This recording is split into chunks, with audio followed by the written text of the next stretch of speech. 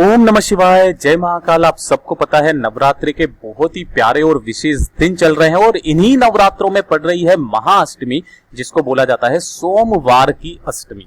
ठीक है, तो ये अष्टमी का बहुत ही अचूक, बहुत ही पावन और बहुत ही अचूक संयोग बन रहा है। तो इस दिन किए गए उपायों का फल आपको जरूर प्रदान होता है। पूज्य गुरु जी की कथा से सुन करके और समझ करके इस पूरे वीडियो में जो महामंत्र वाला उपाय है वो आपको अच्छे से बताने की पूरी कोशिश करूंगा। आपके जीवन के सारे कष्ट दूर होंगे, सारी मनोकामनाएं पूरी होगी। रात को 8 बजे के बाद आपको ये वाले उपाय करने होंगे। जो भी आपकी मनोकामना होगी पूरी होगी। जीवन के सारी तकलीफ, संकट, कष्ट आपके दूर जरूर होंगे। ठीक है, तो पूरे उपायों को बड़े विस्तार से बताऊंगा, परंतु उससे पहले आप सबसे एक छोटी सी गुजारिश करूंगा कि जो लोग पहली बार आए हैं चैनल को सब्सक्राइब जरूर करना और वीडियो को लाइक करके महादेव जी का कोई सा भी प्यारा नाम कमेंट बॉक्स में लिखना मत भूलिएगा। साथ ही साथ जय माता दी जरूर लिखिएगा। ठीक है, इस पूरे वीडियो के अंदर हम लोग 4 महा उपायों के बारे में बात करेंगे, जो कि आपकी धन की समस्या, रोग की समस्या, मनोकामना पूर्ति और साथ ही साथ आपके घर के जो कलेश वगैरह है वो भी खत्म होंगे। ठीक है, सबसे पहले बात करते हैं पहले वाले उपाय की तरफ। भैया पहला वाला जो उपाय है ना, ये होगा आपके, चाहे आप कारोबार से संबंधित है, चाहे नौकरी से में सफलता आपको पानी हो, या फिर आय के आपके नए साधन लेने हो, जैसे कि आपने कोई बिजनेस चलाया नहीं चल रहा है, कर्जा बहुत ज्यादा बढ़ रहा है, या फिर आर्थिक संकट, पैसे को लेकर के काफी ज्यादा समस्या है, या फिर आपकी कोई मनोकामना पूरी नहीं हो रही है, तब आपको ये पहला वाला उपाय जो है बहुत ही अचूक उपाय है। किस दिन करना है? अष्टमी के दिन करना है। और कब समय करना है? रात को करना है, रात को 8 बजे के बाद। ये चीज ध्यान रखना। ठीक है, ध्यान से देखना। आपको इस तरीके से एक दीपक तैयार करना होगा, गोल बत्ती का दीपक, जिसके अंदर होना चाहिए गाय माता का घी, है ना, गाय का घी होना चाहिए, ले लोगे। ठीक है, ये एक दीपक तैयार कर लिया और इसी के साथ में पूजा करने के लिए आपकी जितनी श्रद्धा हो आप फल ले लेना, थोड़ा सा मिष्ठान यानी कि मिठाई ले लेना, मीठा एक कपूरी पान जरूर लेना, माता रानी को बहुत ज्यादा पसंद है कपूरी पान। आप गुलाब के फूल या फिर कमल के फूल, दोनों में से कुछ भी ले लेना। ये वाला सामान आपके ऊपर निर्धारित करता है, आप पूजा सामग्री में जो चढ़ाना चाहो वो चढ़ा दो।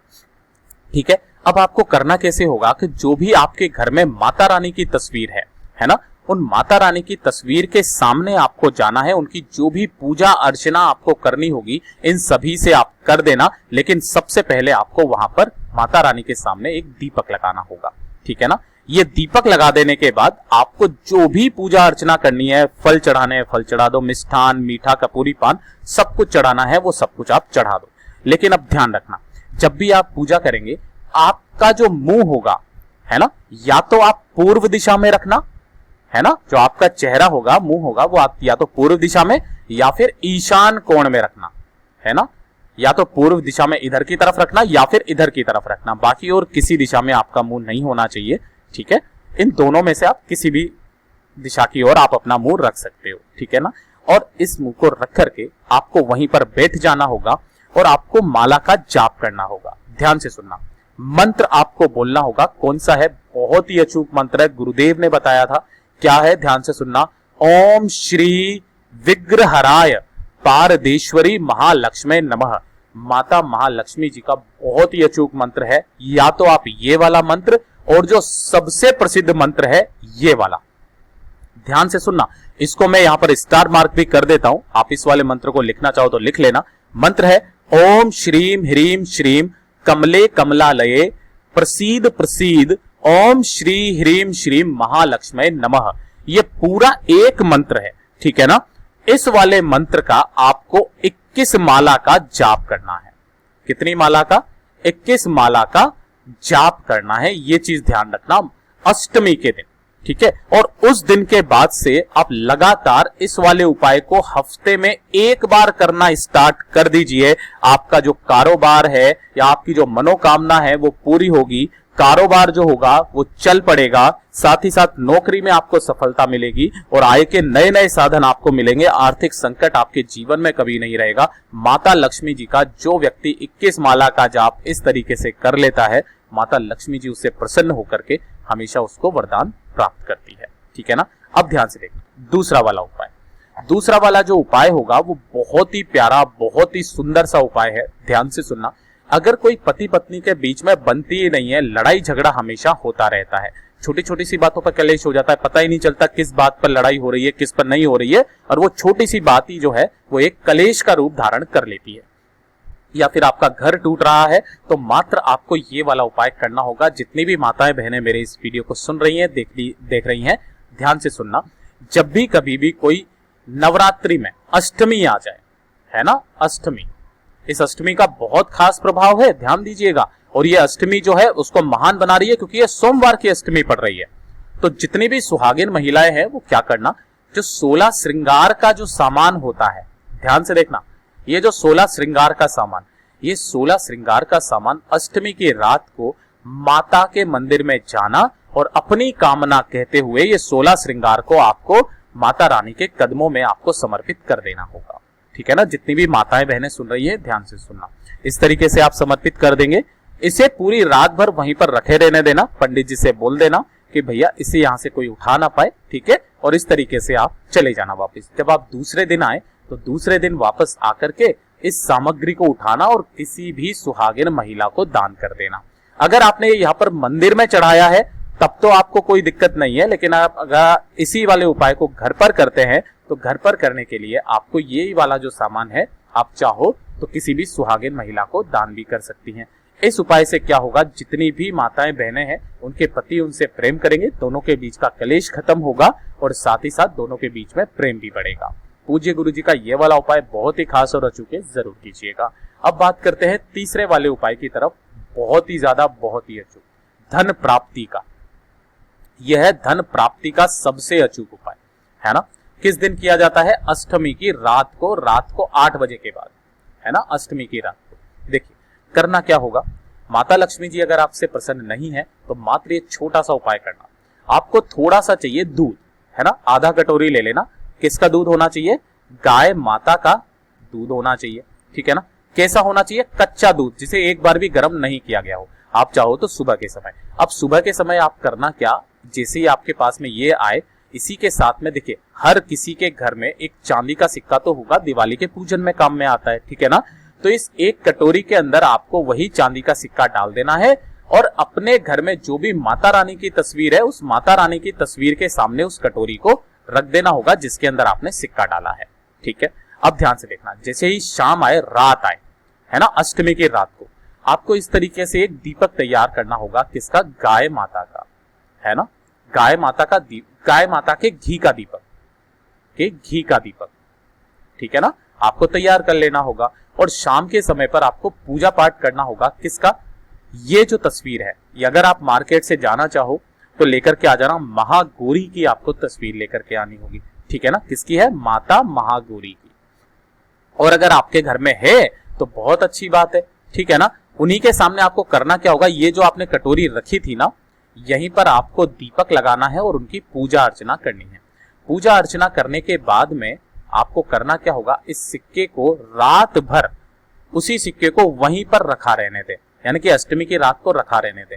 जैसे ही दूसरा दिन आएगा, नवमी का दिन, आपको सुबह नहा धो करके इस कटोरी में से उस सिक्के को निकालना है और उसे गंगा जल से धो करके अपने पर्स में आपको रख लेना है, ठीक है ना। हमेशा अपनी जेब में, पर्स में हमेशा अपने साथ में रखना। इससे क्या होगा, आपका कर्जा जो भी होगा वो उतर जाएगा। धन नहीं आ रहा तो धन की आवक बढ़ने लगेगी और आय के नए नए साधन भी आपको मिलने लगेगी। पूज्य गुरु जी का ये वाला भी उपाय बहुत ज्यादा खास है, जरूर कीजिएगा। अब काफी सारे लोग बोलेंगे कि इस दूध का क्या करेंगे, तो ये वाला दूध आप चाहो तो बेलपत्री के पेड़ में, चाहो तो किसी भी पेड़ के नीचे आप इसे चढ़ा सकते हो, ठीक है। अब बात करते हैं आज का सबसे लास्ट का उपाय, जो कि है चौथा उपाय। और चौथा उपाय मैं आपको बताने वाला हूं, पूरे वीडियो को ध्यान से देखना और सुनना, बहुत ही अचूक उपाय है। आप सबको पता होगा 10 महाविद्याओं के बारे में, इसका वीडियो मैं पहले भी बता चुका हूं। आपकी सारी मनोकामना, सारे संकट दूर होंगे। पूज्य गुरुजी कहते हैं कि नवरात्रि का समय आए और नवरात्रि के समय में जो व्यक्ति इन 10 महाविद्याओं का आचरण भी कर लेता है, उसकी जीवन की सारी मनोकामनाएं पूरी हो जाती है, सारे संकट दूर हो जाते हैं। 10 महाविद्याओं का आज के इस वीडियो में मैं आपको दर्शन कराने वाला हूं और उनके अचूक मंत्र आपको बताने वाला हूं। जो व्यक्ति नवरात्रा के दिनों में इन मंत्रों का, 10 महाविद्याओं के मंत्रों का उच्चारण कर लेता है, उसे किसी और उपाय करने की जरूरत नहीं पड़ती है। सबसे पहले बात करते हैं, पहला वाला जो है, पहली महाविद्या है मां काली।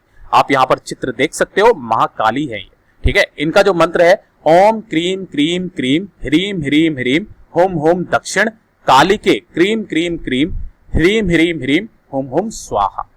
ठीक है, ये वाला मंत्र। दूसरी जो महाविद्या है वो है माता तारा। माता तारा का चित्र आप यहां पर देख सकते हो। ठीक है, आप चाहो तो इन्हें नमन कर सकते हो। इस वीडियो के माध्यम से आपको कम से कम सभी 10 महाविद्याओं के दर्शन जरूर होंगे। ठीक है, इनका जो मंत्र है वो है एम ओम ह्रीम क्रीम होम फट। ठीक है, तीसरी महाविद्या जो है वो है त्रिपुरा सुंदरी। आपने गुरुदेव की कथा में कई बार इनका नाम सुना होगा, त्रिपुरा सुंदरी। ठीक है, माता का इनका जो मंत्र है श्री ह्रीम क्लीम एम सोह ओम ह्रीम क्रीम ए इल ह्रीम सकल ह्रीम सौह एम क्लीम ह्रीम श्रीम नमः। इन मंत्रों का जो व्यक्ति केवल एक एक बार भी अगर आप 10 महाविद्याओं के मंत्रों का उच्चारण कर लेंगे ना, आपकी सारी मनोकामनाएं पूरी हो जाएगी। केवल नवरात्रि के दिन में इस वाले उपाय को किया जाता है। रात्रि को एक दीपक लगाना किसी भी माता के सामने और इन सभी मंत्रों का आप एक एक बार मात्र उच्चारण कर लेना। ठीक है, उसके बाद में जो चौथी महाविद्या है वो है भुवनेश्वरी, माता भुवनेश्वरी। चित्र आपके सामने है, नमन कर लीजिए। मंत्र सुनिए, ओम ह्रीम श्रीम क्लीम एम सोह भुवनेश्वर्य नमः या ह्रीम। एक्चुअली यहां पर थोड़ा सा कट रहा था, मैंने इस मंत्र को पूरा यहां पर लिख दिया है। ठीक है, पांचवी जो महाविद्या है वो है छिन्न माता, छिन्न मस्ता माता, है ना। छिन्न मस्ता माता इस तरीके से होती है, आपने कई बार फोटो देखा होगा लेकिन आप जानते नहीं होंगे। ये है माता छिन्न मस्ता। इनका जो मंत्र है वो है श्रीम ह्रीम क्लीम एम वज्र वेरोचनीय होम होम फट स्वाहा। ठीक है, छठवीं जो है महाविद्या वो है माता त्रिपुरा भैरवी। ठीक है, चित्र आपके सामने है, नमन कर लीजिए। मंत्र है ह सह हस करी हसे। ठीक है, ये हो गया। उसके बाद में सातवीं जो है महाविद्या वो है माता धूमावती। अब तो आप जान ही गए होंगे गुरुदेव ने कितनी बार इनकी कथा में वर्णन किया है। इनका जो मंत्र है वो है धूम धूम धूमावती टह टह, है ना। जो भी व्यक्ति इस वाले मंत्र का उच्चारण 108 बार कर भी लेना, उसके जीवन में कभी भी धन धान्य को छोड़ करके अन्न की कभी कमी नहीं होगी। ठीक है, आठवीं जो महाविद्या है वो है माता बगलामुखी। आप चित्र में देख सकते हो, नमन कर लीजिए।